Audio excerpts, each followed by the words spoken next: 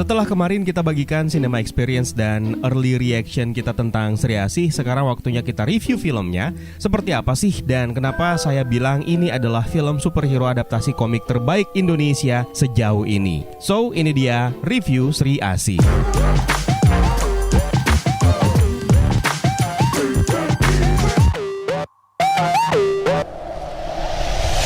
Seperti biasa di review kali ini saya akan berusaha semaksimal mungkin menghindari spoiler. Meskipun agak susah ya. Dan saya pengen ngingetin juga kalau kalian adalah tipe orang yang gampang terpengaruh dengan pendapat orang lain sebelum nonton filmnya terlebih dahulu, apalagi yang selalu terpaku dengan nilai atau rate yang bakalan kita kasih untuk film ini tanpa melihat substansi penilaiannya, mendingan kalian nonton filmnya aja dulu. Kalian bisa balik lagi nanti ke sini kapanpun kalian mau.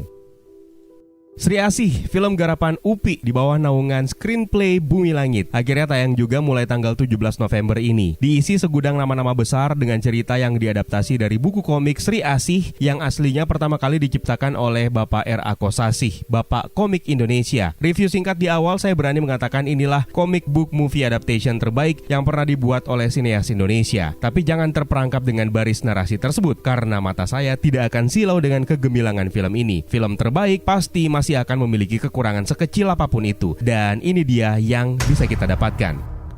Dari aspek premis cerita, simple, enak diikuti, dan tidak ngebingungin sama sekali, terutama melalui cara bertutur film ini. Orisinalitasnya dijaga tanpa mengkhianati sumber aslinya, yang mana sebenarnya merupakan sebuah tantangan besar untuk film adaptasi buku komik seperti ini. Dan Mbak Upi dan Bang Joko Anwar mengeksekusi cerita ini dengan begitu orisinil. Padahal sebenarnya Dewi Api dan Sri Asih, bahkan Dewi Asih, tidak pernah berhadapan satu sama lain dalam buku komik. Ceritanya straightforward, dan perlu diingat film ini tepat terjadi sebelum event yang terjadi dalam film Gundala. Bahkan untuk nyambungin kedua film ini enak banget. Gak perlu pakai mikir alasan macam-macam kenapa kostumnya beda di dua film ini, karena semuanya terjelaskan dengan begitu detail, dengan begitu gamblang dalam film ini. Jadi gak ada teori yang macam-macam soal hal tersebut. Cara Mbak Upi untuk menjaga misteri yang ditanamkan dalam film ini hingga menjadi sebuah twist juga masih dalam taraf yang aman-aman saja. Tapi saya merasa ada yang kurang ketika semuanya terungkap. Berlalu begitu saja hanya dengan penegasan melalui baris kalimat, kamu gak nyangka kan? Nah, poin ini sebenarnya salah satu yang bikin saya agak mengernyitkan dahi. Motivasi dari main villain dalam film ini untuk melakukan hal tersebut juga kurang begitu kuat untuk tergali. Agak disayangkan sih. Dan bahkan saya berpikir bahwa ada beberapa karakter yang mungkin gak dibunuh pun oleh main villainnya gak bakal punya pengaruh yang banyak ke dalam cerita. Jadi secara keseluruhan first act film ini solid banget. Lalu second act-nya mulai kompleks, sayangnya third act-nya terasa agak keteteran. Namun dibalik semua itu, secara premis cerita, film ini akhirnya menjadi film terpenting karena di dalamnya ada perluasan lore dan mitologi dari jagat sinema Bumi Langit ini yang mengungkap siapa sosok Big Bad Villain Jilid 1 jagat sinema Bumi Langit. Tata naskah untuk world building-nya ini disajikan dengan efektif dan tepat guna. Semua informasinya tersampaikan dengan jelas meski kalian bukan pembaca komik Bumi Langit. Dari Departemen Acting, sebelumnya saya pengen nanya, siapa di antara kalian yang ngerasa bosan dengan aktor dan aktris yang itu-itu aja? Oke, saya bisa maklumi untuk hal tersebut, tapi di sini saya pengen kasih penegasan bahwa nama-nama besar yang hadir di sini sebenarnya memang sesuai dengan kebutuhan serta kapasitas acting mereka masing-masing. Bahkan saya ngerasa Pevita Pierce memang dilahirkan ke dunia untuk memerankan karakter ini. Tapi kita kesampingkan dulu Pevita Pierce yang cantiknya Masya Allah ini. Reza Rahadian, dia punya segudang judul film yang bisa kita saksikan di sepanjang tahun dan bahkan dalam satu dekade terakhir. Wajar kalau banyak yang bosen dengan terpilihnya dia lagi. Tapi untuk urusan laga sangat jarang kita temui Reza Rahadian memainkan peran dalam kapasitasnya sebagai peran vital dalam sebuah film action. Akting Reza Rahadian yang seperti ini paling saya ingat adalah ketika dia bermain dalam film Pendekar Tongkat Emas. Di film ini dia berperan sebagai Jatmiko yang merupakan seorang polisi seperti yang kita lihat dalam trailer maupun di materi promo. Di sini kita bakalan susah untuk ngedapetin dia senyum. Jeffrey Nicole pasti masuk dalam daftar salah satu yang dikeluhkan oleh banyak orang juga. Dia lagi. Tapi untungnya justru dia berhasil mencuri perhatian di dalam film ini. Karakternya polos, religius, dan semua cikal bakal untuk menjadi superhero sebenarnya dia miliki sebagai tangguh. Meskipun tubuh kekarnya seolah sengaja banget ditutup-tutupin dengan pemilihan pakaian atau kostumnya serta mimik wajahnya yang berhasil menciptakan kesan remaja yang polos. Love-hate relationship-nya dengan Kala yang diperankan oleh Dimas Anggara adalah poin hebat yang dimasukkan ke dalam cerita dan menjadi bumbu penyedap rasa dalam sebuah menu hidangan makanan yang sehat. Dimas Anggara juga secara mengejutkan memainkan peran yang di luar dari kebiasaannya yang sering banget kita temui di film bergenre drama romantis. Sampai kepada Randy Pangalila juga sukses memainkan peran sebagai Mateo yang di satu sisi memang sangat nyebelin dan intimidatif, dan di sisi lain malah nasibnya lah yang menjadi titik krusial dan skripnya terbilang cukup berani mengeksekusinya seperti itu. Nggak ada spoiler kan dari kalimat-kalimat saya tadi? Nama besar Surya Saputra juga dipertaruhkan sebagai peran pengusaha antagonis yang penuh dengan ambisi, dendam, dan amarah yang meledak-ledak yang bernama Prayogo. Tapi skripnya tidak menolong sama sekali untuk menjelaskan kalau dia sayang banget sama Mateo yang manja. Saya agak kurang mendapatkan chemistry itu. Ada juga sejumlah cameo kejutan yang sepertinya bakalan menjadi momen yang bercampur aduk karena cameonya tidak hanya satu. Jadi meskipun Dian Sastrowardoyo sudah di-reveal sebagai Dewi Api sebelumnya, sejumlah kejutan lain bakalan bermunculan yang membuat perasaan kita itu bakalan beragam. Tapi saya tidak akan spoiler di sini. Sementara untuk urusan acting, ini adalah komplimen terbesar saya untuk Upi. Baru kali ini rasanya saya menonton film action Indonesia tanpa nama-nama besar yang sudah menjadi langganan seperti misalnya Yayan Ruhian, Kang Cecep Arif Rahman yang notabene pernah main di film Gundala, Joe Taslim, sampai kepada Iko Uwais yang banyak digadang-gadang bakalan memerankan karakter Barda dalam film Si Buta dari Goa Hantu nanti. Tapi eksekusinya hampir setara ketika mereka terlibat. Lihat saja ensemble cast-nya, siapa nama yang ada di sana yang sering kita lihat bermain dalam sebuah film action atau film laga. Bahkan ada satu momen yang membuat saya merasa seperti sedang menonton film The Raid. Makanya komplimen ini juga saya tujukan untuk Iko Uwais dan tim yang telah menjadi konsultan koreografi untuk film ini, dan poin ini terupgrade berkali-kali lipat dari apa yang pernah disajikan oleh Joko Anwar di film Gundala. Ini membawa kita mau tidak mau kembali untuk membahas Pevita Pierce. Dialah center point cerita dalam film ini sebagai Alana. Passionnya, kerja kerasnya, pengorbanannya, totalitasnya terbayar tuntas dengan menghasilkan sebuah produk peran yang nggak bisa dibilang biasa aja. Apalagi untuk urusan fighting, dia menjelma menjadi fighter alami yang sangat dicintai. Amarahnya meluap-luap, sangat emosional. Momen transformasinya juga dapat banget sampai ending yang membuat audiens itu bertepuk tangan dengan meriah dan malah mengingatkan saya kepada salah satu scene yang ada dalam film Batman v Superman. Tapi agak sedikit kendor ketika dia harus terlibat adu peran dengan Jedi Chang yang memerankan karakter Sarita, ibu angkatnya Alana. Di sini saya agak sedikit lost connection dan lebih banyak menganggap bahwa Alana dan Sarita ini hanya sekedar hubungan antara pelatih dan fighter saja. Tapi pada intinya saya suka dengan semua peran yang ada di sini, gak ada yang disia-siakan dan semuanya mendapatkan porsi yang pas, gak mubazir sama sekali. Sebuah kesalahan Joko Anwar dalam film Gundala yang berhasil ditambal dengan begitu baik ke dalam film Sri Asih ini.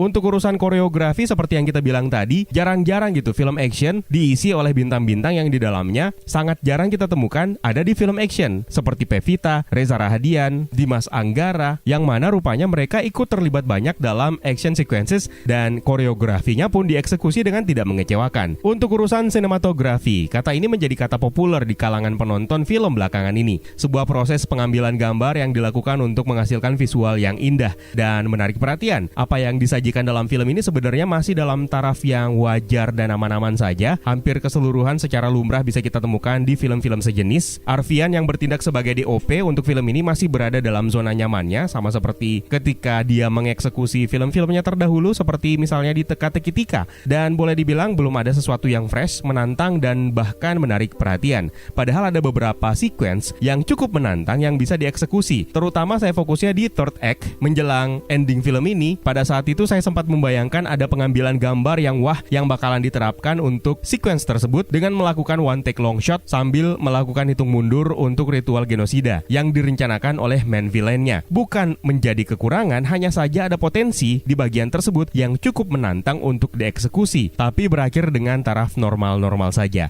Kamera works-nya juga tetap enak untuk diikuti dan gak bikin puyeng mata. Sementara dari segi makeup menjadi satu poin penting ketika mereka menyulap Pevita Pierce menjadi begitu heroik tanpa kehilangan keanggunannya sebagai seorang wanita. Kostumnya, makeupnya, ornamen-ornamennya dibuat menyatu dalam kenyamanan Pev mengenakannya sebagai Sri Asih. Mereka juga sukses menyulap tangguh sehingga kelihatan polos dan culun, padahal aslinya Jeffrey Nicole itu punya badan dan otot yang gak culun sama sekali. Tapi tidak untuk penampilan Nani Wijaya yang diperankan oleh cast yang sangat mengejutkan. Saya masih sulit menerima pemilihan cast tersebut, meski rasanya ada kesan sengaja banget ditempatkan ketika film ini juga mengandung mengandung sindiran terhadap pihak keamanan. Masih ingat kasus yang viral baru-baru ini kan? Hanya saja kabar buruknya, sepertinya di OG Sri Asih komik yaitu Nani Wijaya tidak akan punya kisah yang panjang nantinya. Berharap saja saya salah akan hal tersebut. Dan yang terakhir, saya agak menyayangkan kenapa topeng main villainnya itu terlalu cepat dilepas. Makeup yang melekat di wajahnya sebenarnya agak ganggu. Mudah-mudahan ada perubahan nanti ya untuk urusan yang satu ini. Nah, bagian ini yang mungkin selalu bikin kamu nanya. Dan saya berani bilang ini adalah peningkatan yang sangat signifikan dari film sebelumnya. Masih teringat dengan jelas ketika visual efek film Gundala tidak dieksekusi secara mulus sehingga terlihat sebagai tambalan.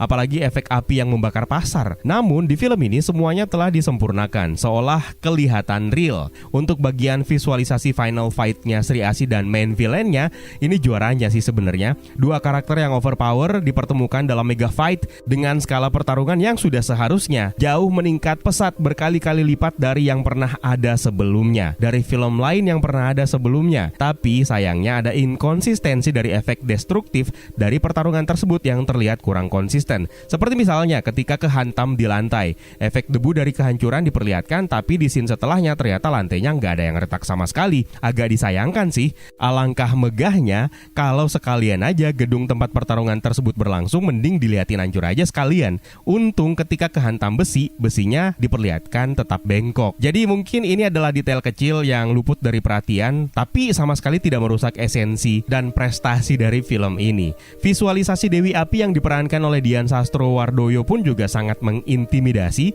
sebuah prestasi yang sangat layak diacungi jempol, meskipun ketawa jahat dan dialognya masih terlalu lovable di telinga saya, kayak kurang bisa menerima Dian Sastro memerankan karakter villain. Masih ada beberapa poin lain seperti misalnya scoring musik yang megah, berhasil membuild up suasana yang diinginkan, penataan cahaya yang membuat kita masih tetap bisa ngelihat detail-detail meskipun berada dalam sebuah sequence kegelapan dan dalam suasana bara api. Sementara untuk post credit scene-nya jangan sampai kalian lewatkan, karena sepertinya ini yang akan menjadi tantangan terberat untuk mengulangi kemewahan dan kecemerlangan film Sri Asih ini di next project. Penampilan cameo besar di post credit scene ini mengulang sinematografi style yang ada ketika karakter ini diperkenalkan melalui film Gundala, bahkan ngikutin style rambutnya juga. Yang jelas kalian sudah tahulah karakter apa yang muncul di bagian post credit scene ini.